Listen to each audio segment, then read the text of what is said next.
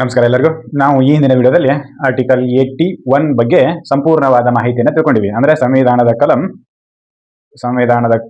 81ರ ಬಗ್ಗೆ ಸಂಪೂರ್ಣ ಮಾಹಿತಿಯನ್ನ ತಿಳ್ಕೊಂಡಿವಿ. ಅಲ್ಲಿ ಏನಾಗಿತ್ತು ಅಂತಂದ್ರೆ 550 ಸೀಟ್ಗಳ ಬಗ್ಗೆ ವಿಂಗಡಣೆಯ ಬಗ್ಗೆ, ಲೋಕಸಭೆಯಲ್ಲಿ 550 ಸೀಟ್ಗಳ ವಿಂಗಡಣೆ ಹೇಗೆ ಅಂತೇಳಿ ಅನ್ನೋದ್ರ ಬಗ್ಗೆ ಚರ್ಚೆ ಮಾಡಲಾಗಿತ್ತು. ಏನು, ರಾಜ್ಯಗಳಿಂದ ಲೋಕಸಭೆಗೆ 550 ಜನ ಸದಸ್ಯರನ್ನ ಆಯ್ಕೆ ಆಗಬೇಕು. ರಾಜ್ಯಗಳಿಗೆ 530 ಜನ ಲೋಕಸಭೆಗೆ ಆಯ್ಕೆ ಆಗಬೇಕು ರಾಜ್ಯಗಳಿಂದ, ಮತ್ತು 20 ಜನ ಕೇಂದ್ರಾಡಳಿತ ಪ್ರದೇಶದಿಂದ ಲೋಕಸಭೆಗೆ ಆಯ್ಕೆ ಆಗಬೇಕು ಅಂತೇಳಿ ಬರೆದಿದ್ರು. ಆಮೇಲೆ ಅವುಗಳ ವಿಂಗಡಣೆಯ ಬಗ್ಗೆ ಆರ್ಟಿಕಲ್ 81 ಉಪಬಂಧ 2A ಮತ್ತು B ಗಳು ಹೇಳ್ತಿದ್ವು.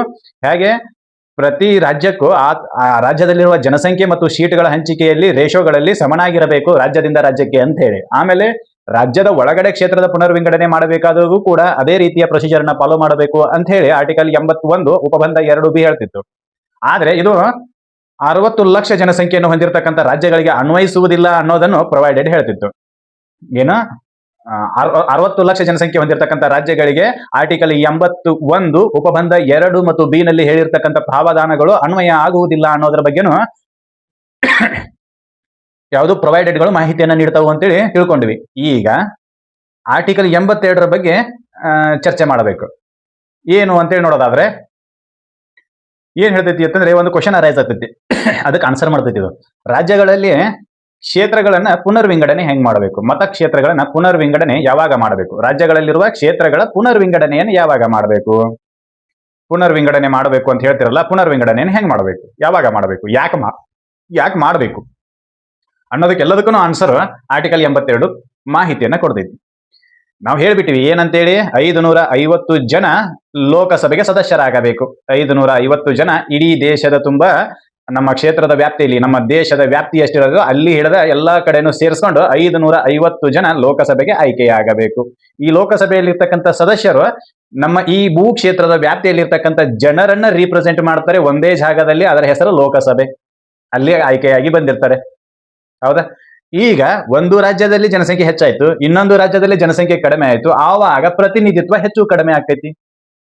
ಆವಾಗ ಕ್ಷೇತ್ರಗಳನ್ನ ವಿಂಗಡಣೆ ಮಾಡುವ ಕ್ವಶನ್ ಅರೈಸ್ ಆಗ್ತೈತಿ. ಯಾಕಂತಂದ್ರೆ ಆರ್ಟಿಕಲ್ 81 ಏನ್ ಹೇಳ್ತೈತಿ ಅಂತಂದ್ರೆ, ಪ್ರತಿ ಕ್ಷೇತ್ರಗಳನ್ನು ಹೆಂಗ ಒಡಿಬೇಕು ಅಂತಂದ್ರೆ ಅಲ್ಲಿರ್ತಕ್ಕಂಥ ಜನಸಂಖ್ಯೆ ಮತ್ತು ಸೀಟ್ಗಳ ಸಂಖ್ಯೆಗೂ ವ್ಯತ್ಯಾಸ ಆಗದಂತೆ. ಒಂದು ಕ್ಷೇತ್ರದಲ್ಲಿ ಹೆಚ್ಚಿನ ಜನಸಂಖ್ಯೆ ಕಡಿಮೆ ಸೀಟ್ಗಳು, ಇನ್ನೊಂದು ಕ್ಷೇತ್ರದಲ್ಲಿ ಕಡಿಮೆ ಜನಸಂಖ್ಯೆ ಹೆಚ್ಚಿನ ಸೀಟ್ಗಳು, ಹೀಗ ಆಗಬಾರದು.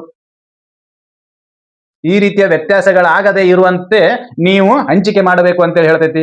ಹೀಗಾದ್ರೆ ಒಂದೊಂದು ಸಲ ಏನಾಕೈತಿ ಅಂತಂದ್ರೆ, ಒಂದು ಮಾನದಂಡಗಳನ್ನ ಇಟ್ಕೋತಾರೆ. ಪ್ರತಿ ವರ್ಷನೂ ಎಷ್ಟು ಜನಸಂಖ್ಯೆ ಹೆಚ್ಚಾಗೈತಿ ಅಂತ ಹೇಳಿ ನಾವು ಕ್ಯಾಲ್ಕುಲೇಷನ್ ಮಾಡಕ್ ಆಗೋದಿಲ್ಲ. ಅದಕ್ಕೆ ಜನಗಣತಿ ಅಂತಕ್ಕಂಥ ಒಂದು ಪದ್ಧತಿಯನ್ನ ತಗೊಂಡ್ಬಂದ್ರು. ಪ್ರತಿ 10 ವರ್ಷಕ್ಕೂ ಒಂದು ಸಲ ಜನರನ್ನ ಗಣತಿ ಮಾಡ್ತಾರೆ, ಲೆಕ್ಕ ಹಾಕ್ತಾರೆ. ಎಲ್ಲಿ ಜನರ ಹೆಚ್ಚಿಗೆ ಕಂಡು ಬಂದ್ರು, ಎಲ್ಲಿ ಜನರು ತೀರ್ಕೊಂಡ್ರು, ಜನಸಂಖ್ಯೆ ಕಡಿಮೆ ಆಯ್ತು, ಯಾವ ಭಾಗದಲ್ಲಿ ಜನಸಂಖ್ಯೆ ಜಾಸ್ತಿ ಆಯ್ತು, ಆ ಭಾಗಕ್ಕೆ ರೀಪ್ರೆಸೆಂಟೇಷನ್ ಅನ್ನ ಜಾಸ್ತಿ ಕೊಡಬೇಕಾಕೈತಿ. ಯಾಕಂದ್ರೆ ಆ ಭಾಗದ ಜನರು ಜಾಸ್ತಿ ಇರ್ತಾರೆ. ಜನರು ಜಾಸ್ತಿ ಇದ್ದಾಗ ಆಶೋತ್ತರಗಳನ್ನು ಈಡೇರಿಸಲು ಒಬ್ಬನೇ ಸಾಕಾಗುವುದಿಲ್ಲ. ಜನರಿಗೆ ತಕ್ಕಂತೆ ಪ್ರತಿನಿಧಿತ್ವ ಇರಲೇಬೇಕು. ಹೌದಾ? ಇದನ್ನ ಹೇಳ್ತಾರೆ. ಜನರಿಗೆ ತಕ್ಕಂತೆ ಪ್ರತಿನಿಧಿತ್ವವನ್ನು ಕೊಡಬೇಕು ಅಂತಂದ್ರೆ ಮೊದಲಿಗೆ ಜನರು ಎಷ್ಟದಾರ ಅಂತೇಳಿ ಗೊತ್ತಾಗಬೇಕು. ಜನರನ್ನ ಖಾತ್ರಿಪಡಿಸೋದು, ಎಷ್ಟು ಹೆಚ್ಚಾಗ್ಯಾರ ಎಷ್ಟು ಕಡಿಮೆ ಆಗ್ಯಾರ ಅನ್ನೋದನ್ನ ಖಾತ್ರಿಪಡಿಸ್ಕೊಳ್ಳಕ ಪ್ರತಿ 10 ವರ್ಷಕ್ಕೊಂದ್ಸಲ ಭಾರತದ ಸರ್ಕಾರ ಏನ್ ಮಾಡ್ತೈತಿ ಅಂದ್ರೆ ಗಣತಿ ಮಾಡ್ತೈತಿ. ಅದನ್ನ ನಾವು ಜನಗಣತಿ ಅಂತ ಕರಿತೀವಿ. ಪ್ರತಿ 10 ವರ್ಷಕ್ಕೊಂದ್ಸಲ ಜನಗಣತಿ ಮಾಡಿ ಜನಸಂಖ್ಯೆಯನ್ನ ಲೆಕ್ಕ ಹಾಕಿದ ನಂತರ ಯಾವ ಭಾಗದಲ್ಲಿ ಜನಸಂಖ್ಯೆ ಹೆಚ್ಚಾಗಿದೆ ಆ ಭಾಗಕ್ಕೆ ಹೆಚ್ಚಿನ ಸೀಟ್ಗಳನ್ನು ಕೊಡೋದು, ಯಾವ ಭಾಗದಲ್ಲಿ ಜನಸಂಖ್ಯೆ ಕಡಿಮೆ ಇದೆಯೋ ಆ ಭಾಗಕ್ಕೆ ಕಡಿಮೆ ಸಂಖ್ಯೆಯ ಸೀಟ್ಗಳನ್ನು ಕೊಡುವ ವ್ಯವಸ್ಥೆಯನ್ನ ಮಾಡಬೇಕು. ಅದನ್ನ ಆರ್ಟಿಕಲ್ 82 ಹೇಳ್ತೈತಿ. ಅದನ್ನೇ ಮರು ಹೊಂದಾಣಿಕೆ ಅಂತ ಕರಿತೀವಿ. Readjustment after each census. Heading ಅದು ಮರು ಹೊಂದಾಣಿಕೆ. ಪ್ರತಿ ಜನಗಣತಿಯ ನಂತರ ಲೋಕಸಭೆಯ ಸೀಟ್ಗಳನ್ನ ಮರು ಹೊಂದಾಣಿಕೆ ಮಾಡಬೇಕು. Because of what?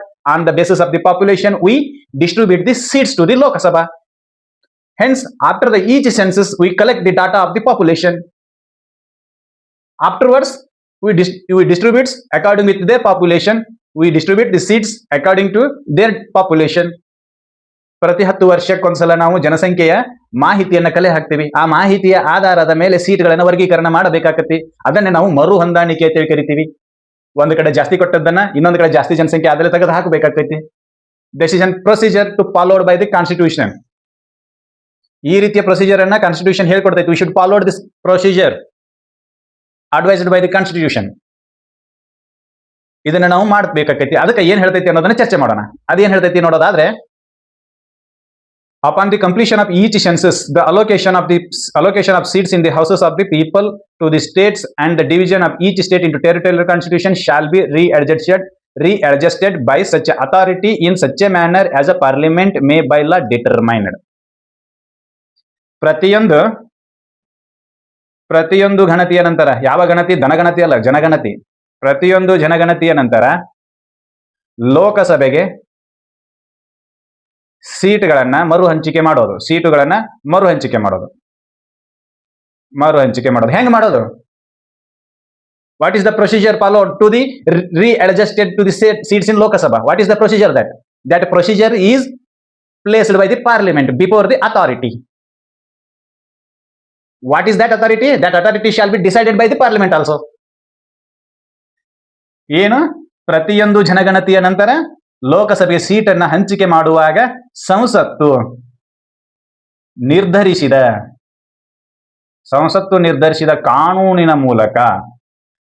ಕಾನೂನಿನ ಮೂಲಕ ಮತ್ತು ಸಂಸತ್ತು ನಿರ್ಧರಿಸಿದ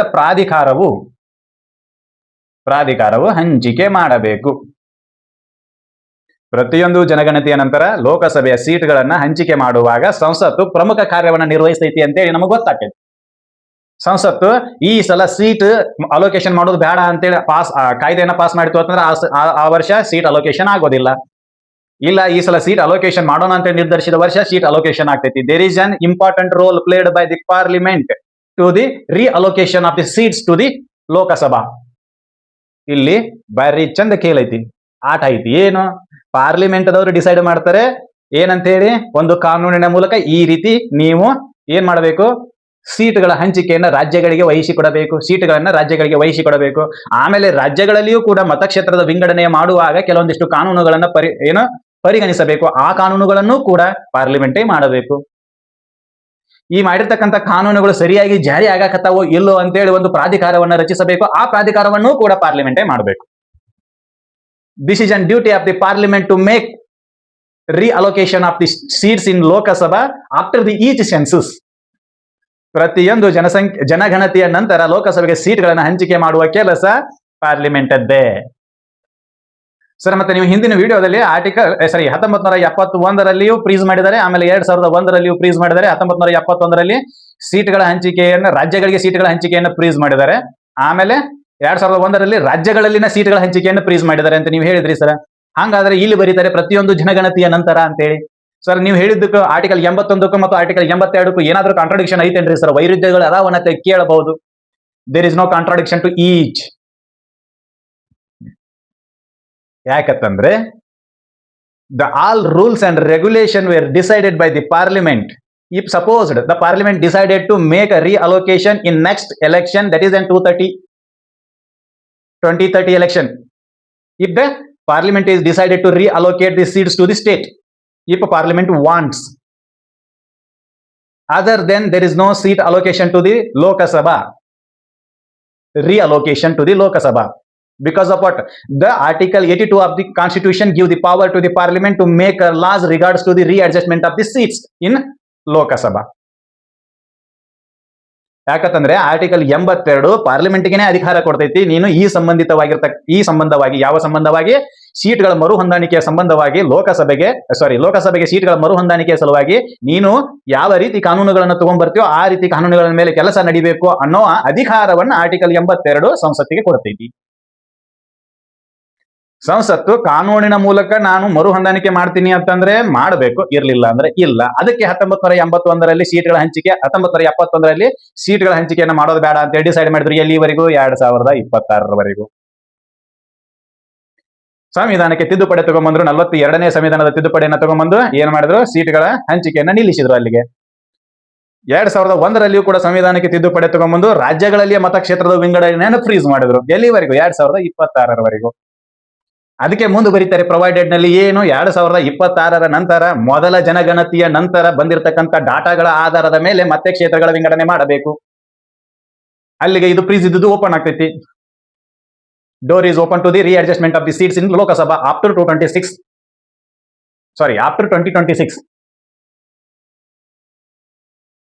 ಹೌದಾ?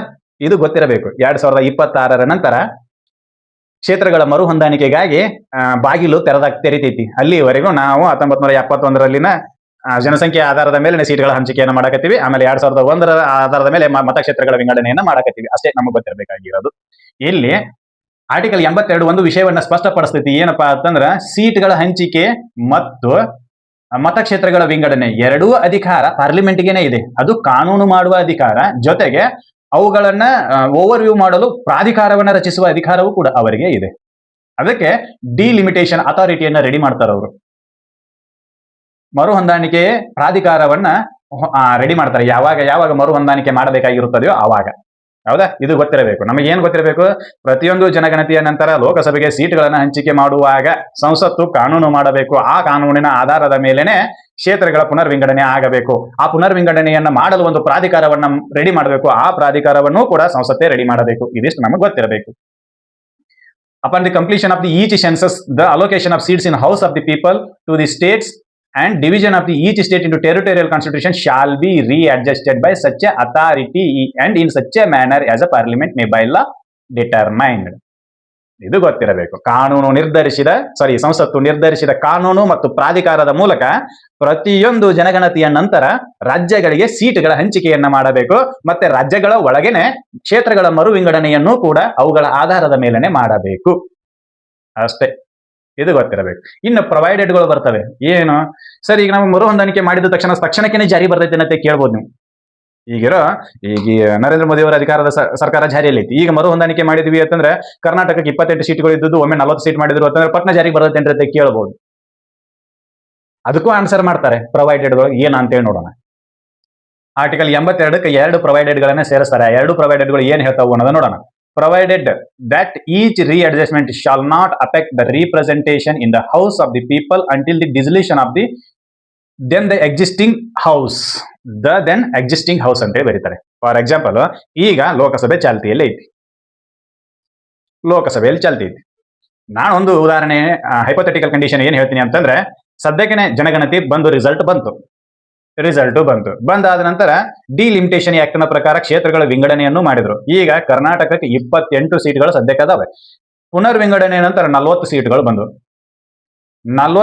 ಬಂದು ಆಮೇಲೆ ಇಲ್ಲಿ 12 ಸೀಟ್ಗಳು ಕಡಿಮೆ ಬಿದ್ದು. ಅಂದ್ರೆ ಈಗಿರ್ತಕ್ಕಂಥ ಲೋಕಸಭೆಯ ರೀಪ್ರೆಸೆಂಟೇಷನ್ ಕರ್ನಾಟಕದ ಎಷ್ಟೈತಿ ಅಂದ್ರೆ 28 ಐತಿ.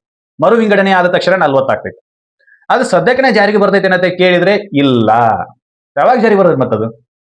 ಈ ಲೋಕಸಭೆಯ ಅಧಿಕಾರ ಅವಧಿ ಮುಗಿದ ನಂತರ, ಲೋಕಸಭೆ ಡಿಸಾಲ್ವ್ ಆದ ನಂತರ. ಡಿಸಾಲ್ವ್ ಅಂದ್ರೆ ಅದನ್ನ ಬಹಿಷ್ಕೃತ ಅಲ್ಲ, ಡಿಸಾಲ್ವ್ ಆದಂದ್ರೆ ಅದರ ಅವಧಿ ಮುಗಿದ ನಂತರ. ಒಂದು ಲೋಕಸಭೆಯ ಅವಧಿ 5 ವರ್ಷ. ಹೌದಾ? ಇದರ ಅವಧಿ ಮುಗಿದ ತಕ್ಷಣ ಮತ್ತೆ ಎಲೆಕ್ಷನ್ಗೆ ಹೋಗ್ಬೇಕಲ್ಲ, ಆ ಟೈಮ್ ನಲ್ಲಿ ಇದು ಜಾರಿಗೆ ಬರ್ತೈತಿ. ಆವಾಗ ನೀವು ಜಗಳ ತೆಗಿಯಂಗಿಲ್ಲ. ಈಗ ಸದ್ಯಕ್ಕೆ ನಮಗೆ ಸ್ಟೇಟ್ ಸೀಟ್ಗಳ ಅಡ್ಜಸ್ಟ್ಮೆಂಟ್ ಮಾಡಿರಿ ಸರ್, ನಮಗ ಎಷ್ಟು ಬಂದವೆ? 40 ಬಂದವೆ. ಈಗ 12 ಜನ ಇಲ್ಲ, ನಮ್ದು ರೀಪ್ರೆಸೆಂಟೇಷನ್ ಇಲ್ಲ, ಅದಕ್ಕೆ ಇದು ಅನ್ಯಾಯ, ನಮ್ಮ ರಾಜ್ಯಕ್ಕೆ ಆಗ್ತಕ್ಕಂಥ ಅನ್ಯಾಯ ಅಂತೇಳಿ ನೀವು ಜಗಳ ತೆಗಿಯಂಗಿಲ್ಲ. ಏನ್ ಮಾಡ್ಬೇಕು? ಈಗ ಸದ್ಯದ ಇರ್ತಕ್ಕಂಥ ದೆನ್ ಎಕ್ಸಿಸ್ಟಿಂಗ್ ಹೌಸ್ ಅಂತ ಕರೀತಾರೆ. ಅಂದ್ರೆ ಸದ್ಯ ಚಾಲ್ತಿಯಲ್ಲಿ ಇರ್ತಕ್ಕಂಥ ಲೋಕಸಭೆಯ ವಿಸರ್ಜನೆಯವರೆಗೂ ನೀವು ವೇಟ್ ಮಾಡಬೇಕು. ಡಿಸಲ್ಯೂಷನ್ ಅಂದ್ರೆ ವಿಸರ್ಜನೆಯವರೆಗೂ ನೀವು ವೇಟ್ ಮಾಡಬೇಕು. ನಂತರ ಎಲೆಕ್ಷನ್ ಆದಾಗ that should be affected.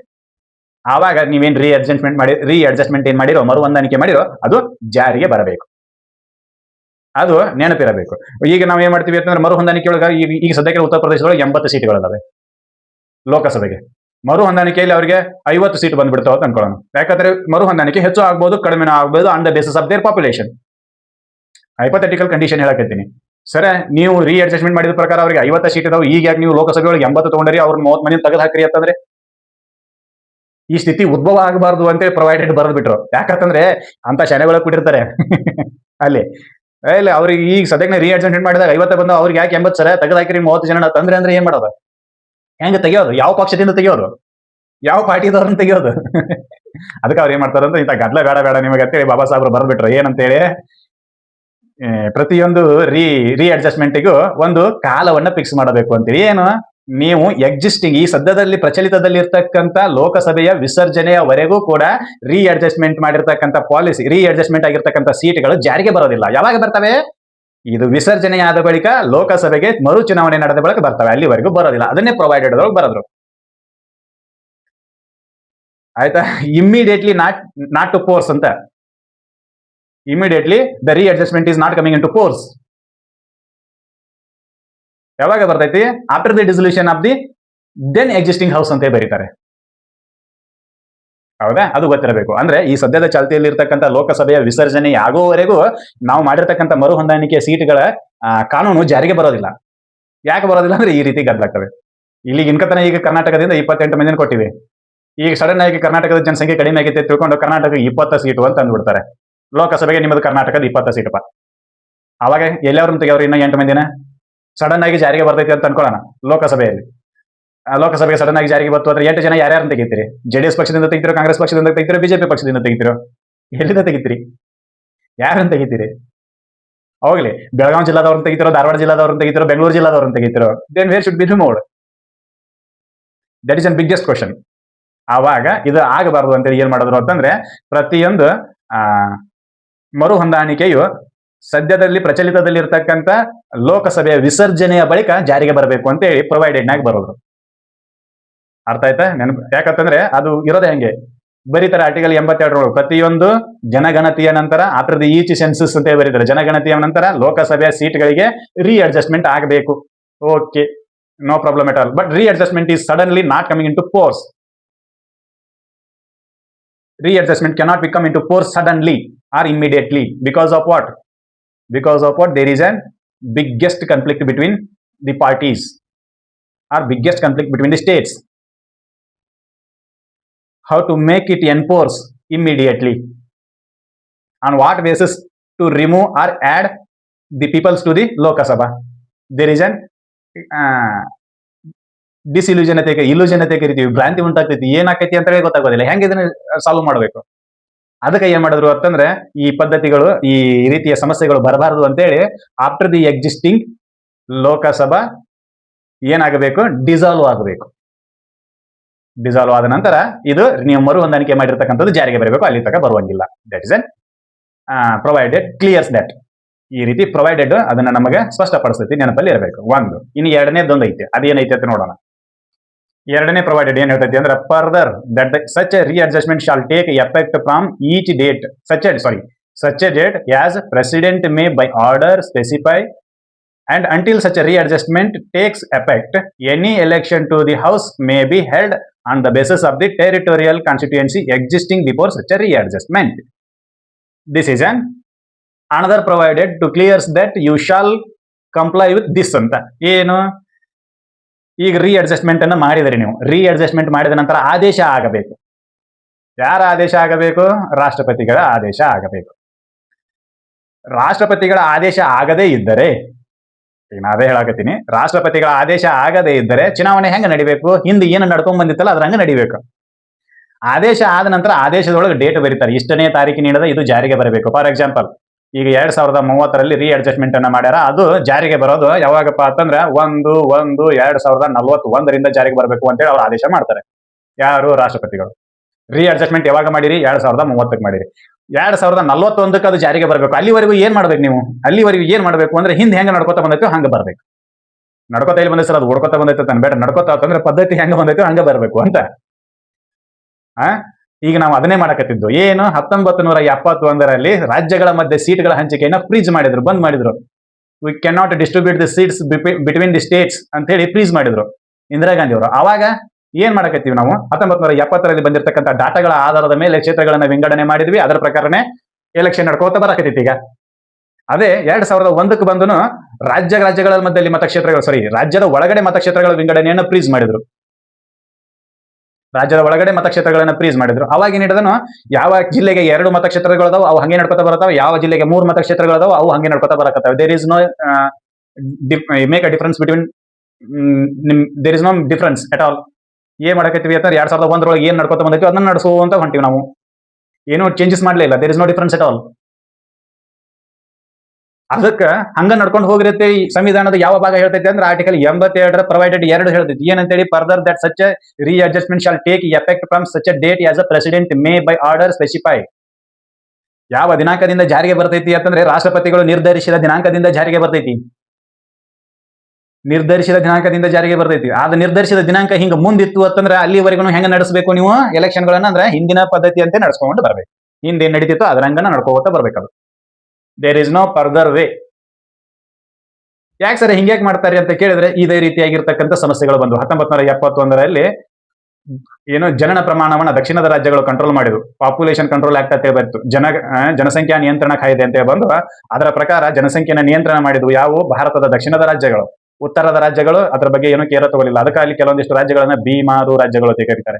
Bihar, Madhya Pradesh, Rajasthan, Uttar Pradesh ಇವುಗಳನ್ನ ನಾವು ಬೀಮಾರು ರಾಜ್ಯಗಳು ಅಂತ ಕರಿತೀವಿ. ಈ ಜನಸಂಖ್ಯೆ ಎಷ್ಟು ಹೆಚ್ಚಾಗತೈತಿ ಅಂತಂದ್ರೆ ಅಲ್ಲಿ ಏನು ಮಾತಾಡೋದೇ ಇಲ್ಲ, ಆ ರೀತಿ ಜನಸಂಖ್ಯೆ ಇದೆ ಅಲ್ಲಿ. There is no control at all on the population. ಅಲ್ಲಿ ಜನಸಂಖ್ಯೆ ಮೇಲೆ ಯಾವುದೇ ರೀತಿಯ ನಿಯಂತ್ರಣಗಳಿಲ್ಲ. ಆದ್ರೆ ದಕ್ಷಿಣದ ರಾಜ್ಯಗಳು ಸೊಫಿಸ್ಟಿಕೇಟೆಡ್ ಆಗಿ ಟೆಕ್ನಾಲಜಿಯನ್ನು ಬಳಸಿಕೊಂಡು ಆಮೇಲೆ ತಿಳುವಳಿಕೆಯ ಮೂಲಕ ಜನರಿಗೆ ತಿಳಿಸಿಕೊಡುವುದರ ಮೂಲಕ ಇಲ್ಲಿನ ಜನಸಂಖ್ಯೆಯನ್ನ ನಿಯಂತ್ರಣಕ್ಕೆ ತಗೊಂಡ್ಬಂದ್ರು. ರಿಪ್ಲೇಸಿಂಗ್ ಡಾಟಾಕ್ಕೆ ಬಂದ್ಬಿಟ್ಟಿವಿ ನಾವು. ನಾವಿಬ್ಬರು ನಮಗಿಬ್ಬರು ಡಾಟಾಕ್ಕೆ ಬಂದಿವಿ. ಅಲ್ಲಿ ನಾವಿಬ್ಬರು ನಮಗೊಂದು 10 ಮಂದಿ ಅಂತ ಹೇಳಿದಾರೆ. ಅಲ್ಲಿನ ಐತದ ಪದ್ಧತಿ, ಹೌದಾ? ಹಾಗಾಗಿ ನಮ್ಮ ರೀಪ್ರೆಸೆಂಟೇಷನ್ ಕಡಿಮೆ ಆಯ್ತು, ಅವರ ರೀಪ್ರೆಸೆಂಟೇಷನ್ ಜಾಸ್ತಿ ಆಯ್ತು. ಅದಕ್ಕೆ ನಮಗೆ ತಾರತಮ್ಯ ಆಗಕತ್ತೈತಿ ಅಂತೇಳಿ ಜಗಳ ಸ್ಟಾರ್ಟ್ ಆಗ್ತವೆ. ಅದಕ್ಕೆ ಅವ್ರು ಏನ್ ಮಾಡಿದ್ರು ಅಂತಂದ್ರೆ ರಾಷ್ಟ್ರಪತಿಗೂ ಒಂದು ಅಧಿಕಾರವನ್ನ ಕೊಟ್ಟರು. ರಾಷ್ಟ್ರಪತಿಯವರೇ ನೀವೇ ಡಿಸೈಡ್ ಮಾಡ್ರಿ ಏನಂತೇಳಿ ಈ ಅಡ್ಜಸ್ಟ್ಮೆಂಟ್ ಯಾವಾಗಿಂದ ಜಾರಿಗೆ ಬರಬೇಕು ಅಂತೇಳಿ. ಯಾವಾಗಿಂದ ಜಾರಿಗೆ ಬರಬೇಕು, on what date this adjustment will being a force ಅಂತ ಡಿಸೈಡ್ ಮಾಡೋರು ಯಾರು ಅಂತ ಕೇಳಿದ್ರೆ ರಾಷ್ಟ್ರಪತಿಯವರು. ಇದಿಷ್ಟು ನಮಗೆ ಗೊತ್ತಿರಬೇಕು. ಅದಕ್ಕೆ ಫ್ರಿಜಿಂಗ್ ಡಾಟಾಗಳನ್ನ ಇಟ್ಬಿಟ್ರು. 1971ರಲ್ಲಿಯೂ ಕೂಡ ನಾವು ಜನಗಣತಿಯ ಆಧಾರದ ಮೇಲೆ ಸೀಟ್ಗಳ ಹಂಚಿಕೆ ಮಾಡೋದನ್ನು ಕೂಡ ಬಂದ್ ಮಾಡಿದ್ವಿ. ಆಮೇಲೆ 2001ರಲ್ಲಿ ಮತಕ್ಷೇತ್ರಗಳ ಹಂಚಿಕೆಯನ್ನು ಬಂದ್ ಮಾಡಿದ್ವಿ. ಗೊತ್ತಿರಬೇಕು. ಯಾವ ಕಾಯ್ದೆಯನ್ನ ಬಳಸಿಕೊಂಡು ಇದನ್ನು ತಗೊಂಡ್ಬಂದ್ರು ಅಂತಂದ್ರೆ ಆರ್ಟಿಕಲ್ 82ರಲ್ಲಿ ಪ್ರೊವೈಡೆಡ್ ನಲ್ಲಿ ಇಟ್ಟಿರ್ತಕ್ಕಂಥ ಕಾಯ್ದೆಯನ್ನ ಬಳಸಿಕೊಂಡು ನೆನಪಲ್ಲಿ ಇರಬೇಕು. ಹಂಗಾದ್ರೆ ಸರ್ ಆರ್ಟಿಕಲ್ 82ಕ್ಕೂ ಮತ್ತು ಜನಗಣತಿಗೂ ಏನಾದ್ರೂ ಸಂಬಂಧ ಐತೆ ಅಂತ ಕೇಳಿದ್ರೆ ಡೈರೆಕ್ಟ್ ಸಂಬಂಧ ಐತೆ, ನೇರ ಸಂಬಂಧ. ಸುತ್ತಿ ಬಳಸಿ ಏನೂ ಇಲ್ಲ. There is no indirect. It is an direct relation between the census and the article 82 of the Indian constitution. Because of what? After the each census we shall readjust the seats to the Lok Sabha on the basis of the population. ಹೌದಾ? ಪ್ರತಿಯೊಂದು ಜನಗಣತಿಯ ನಂತರ ಲೋಕಸಭೆಗೆ ಬೇಕಾಗಿರ್ತಕ್ಕಂಥ ಸೀಟ್ಗಳನ್ನ ಮರು ಹಂಚಿಕೆ ಮಾಡ್ತೀವಿ, ವಿಭಜನೆಯನ್ನ ಮಾಡ್ತೀವಿ. ಯಾವುದರ ಆಧಾರದ ಮೇಲೆ? ನೀವು ಜನಸಂಖ್ಯೆ ಮಾಡಿ ನಮಗೆ ಜನಗಣತಿ ಮಾಡಿ ಡಾಟಾವನ್ನು ಕೊಟ್ಟಿರ್ತಿರಲ್ಲ, ಅದರ ಆಧಾರದ ಮೇಲೆನೆ ಮಾಡ್ತೀವಿ. There is no other data for the government to the readjust or reallocation to the seats to the Lok Sabha. ಬೇರೆ ಯಾವುದಾದ್ರೂ ಡಾಟಾಗಳು ಅದಾವನ್ನಂತ ಕೇಳಿದ್ರೆ ಇಲ್ಲ. ಯಾವ ಡಾಟಾವನ್ನ? ಜನಗಣತಿ ಡಾಟಾವನ್ನೇ ನಾವು ಪರಿಗಣನೆ ಮಾಡಬೇಕು. ಸರ್, ನಮ್ಮ ಇಂಡಿಯಾದಾಗ ಇಷ್ಟು ಮೊಬೈಲ್ಗಳು ಮಾರಾಟ ಆಗ್ತವೆ, ಆ ಮೊಬೈಲ್ಗಳ ಆಧಾರದ ಮೇಲೆ ಜನಸಂಖ್ಯೆ ಜಾಸ್ತಿ ಆಗೈತಿ. ನಮ್ಮಲ್ಲಿ ಸಿಮ್ ಕಾರ್ಡ್ ಇಷ್ಟು ಮಾರಾಟ ಮಾಡ್ತಾರೆ, ಅದರ ಆಧಾರದ ಮೇಲೆ ಜನಸಂಖ್ಯೆ ಜಾಸ್ತಿ ಆಗೈತಿ. ನಮ್ಮಲ್ಲಿ ಮ್ಯಾರೇಜ್ ಸರ್ಟಿಫಿಕೇಟ್ಗಳು ಇಷ್ಟು ಬರಕತ್ತವೆ, ಇದರ ಆಧಾರದ ಮೇಲೆ ಜನಸಂಖ್ಯೆ ಜಾಸ್ತಿ ಆಗೈತಿ. There is no believable data until or unless the census will be conducted. That is an believable data. Otherwise there is no believable data. ಅದೇ ಜನಗಣತಿ ಒಂದೇ ನಾವು ನಂಬತಕ್ಕಾಗಿರ್ತಕ್ಕಂಥ ಮಾಹಿತಿ ಕೊಡುವ ದತ್ತಾಂಶ. ಅದು ಬಿಟ್ರೆ ಮತ್ಯಾವ ದತ್ತಾಂಶಗಳ ಆಧಾರದ ಮೇಲೆ ನಾವು ಸೀಟ್ಗಳ ಮರು ಹೊಂದಾಣಿಕೆಯನ್ನು ಮಾಡಂಗಿಲ್ಲ. ಬರೆದ ಬಿಟ್ಟಾರೆ, ನೆನಪಲ್ಲಿ ಇರಬೇಕು. ಇದಿಷ್ಟು ಮಾಹಿತಿ ಆರ್ಟಿಕಲ್ 82ರ ಬಗ್ಗೆ. ಇನ್ನು ಮುಂದಿನ ವಿಡಿಯೋದಲ್ಲಿ ಆರ್ಟಿಕಲ್ 83ರ ಬಗ್ಗೆ ಡಿಸ್ಕಷನ್ ಮಾಡೋಣ. ಈ ವಿಡಿಯೋದಲ್ಲಿ ನಿಮಗೆ ನೀಡಲಾಗಿರ್ತಕ್ಕಂಥ ಮಾಹಿತಿ ಇಷ್ಟ ಆಗಿತ್ತು ಅಂತ ಅನ್ಕೋತೀನಿ. ಇಷ್ಟ ಆಗಿತ್ತು ಅಂದ್ರೆ ಈ ಮಾಹಿತಿಯನ್ನು ಎಲ್ಲರಿಗೂ ಶೇರ್ ಮಾಡ್ರಿ. ಪರ್ಟಿಕ್ಯುಲರ್ ಆಗಿ ಎಕ್ಸಾಮ್ ಯಾರು ಬರೀತಿರ್ತಾರಲ್ಲ ಅವರಿಗೆ, ಆಮೇಲೆ ಯಾರು ಪಾಲಿಟಿಕ್ಸ್ನಾಗ ಇರ್ತಾರಲ್ಲ ಅವರಿಗೂ ಕೂಡ ಶೇರ್ ಮಾಡ್ರಿ. ಮುಂದಿನ ವಿಡಿಯೋದಲ್ಲಿ ಆರ್ಟಿಕಲ್ 83ರ ಬಗ್ಗೆ ಡಿಸ್ಕಷನ್ ಮಾಡೋಣ. ಅಲ್ಲಿವರೆಗೂ ಧನ್ಯವಾದ.